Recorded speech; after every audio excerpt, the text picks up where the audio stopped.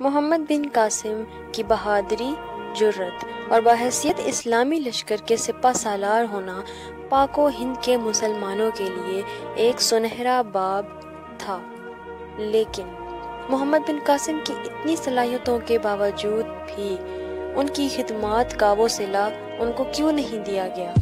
آخر ان کی یہ ساری خدمات کیوں نظر انداز کر دی گئی تھی؟ کیا واقعی محمد بن قاسم کی موت زندان میں ہوئی تھی؟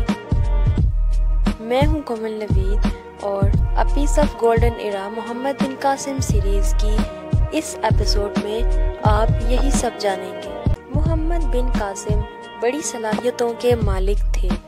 جنگی معاملات میں انہیں عبور حاصل تھا۔ اس 17 سالہ نوجوان کو کم عمری، حب الوطنی سے سرشاری، قابل منتظم اور جرأت مندی کی وجہ سے اس نے کئی فتوحات کیں، لیکن محمد بن قاسم کا انجام بہت برا ہوا۔ ملتان کی فتح کے بعد محمد بن قاسم نے شمالی ہند کو فتح کرنے کے ارادے سے وہاں قدم بڑھائے۔ اسی دوران حجاج بن یوسف کا انتقال ہو گیا، جس پر محمد بن قاسم نے مزید آگے بڑھنے کی بجائے واپسی کا ارادہ کیا۔ حجاج بن یوسف کے انتقال کے کچھ عرصہ بعد خلیفہ ولید بن عبد الملک نے تمام گورنروں کے نام ایک حکم جاری کیا کہ وہ تمام فتوحات اور پیش قدمی روک دیں۔ محمد بن قاسم کی شمالی ہند کے علاقے فتح کرنے کی یہ خواہش پوری نہ ہو سکی اور کچھ ماہ بعد خلیفہ ولید کا بھی انتقال ہو گیا۔ خلیفہ ولید بن عبد الملک کے انتقال کے ساتھ ہی محمد بن قاسم کا زوال شروع ہو گیا، کیونکہ ولید بن عبد الملک کے بعد ان کے بھائی سلیمان بن عبد الملک جانشین مقرر ہوئے، جو حجاج بن یوسف کے سخت دشمن تھے۔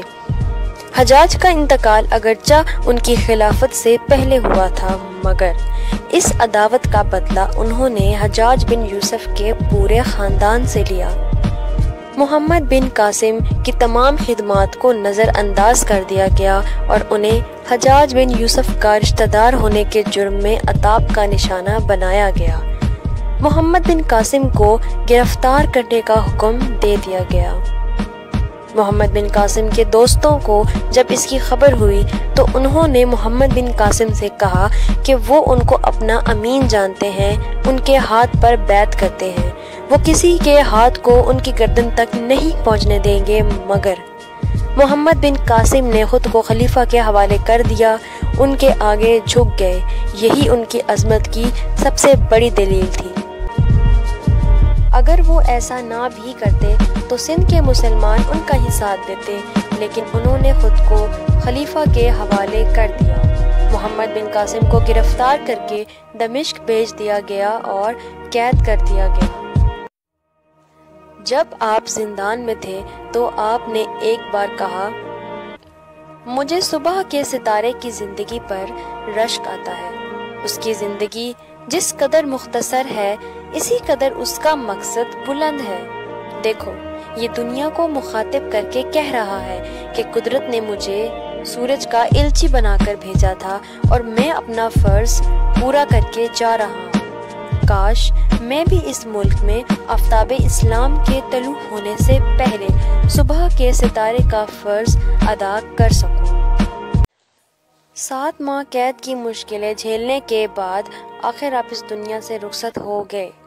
اس عظیم جرنیل کی خلیفہ نے قدر نہ کی اور یہ بہادر جرنیل محض خلیفہ کی عداوت کی وجہ سے جان سے ہاتھ دھو بیٹھا۔ محمد بن قاسم تاریخ کا ایک زندہ کردار ہے۔ ایسے تاریخی کردار صدیوں بعد پیدا ہوتے ہیں۔ ان کے کردار کی خوبیوں میں شجاعت، بہادری، بے خوفی، دور اندیشی اور ایمان کی پختگی نمایاں ترین ہے، جو انہیں صحیح معنوں میں اسلام کے ہیرو کے طور پر منواتی ہے۔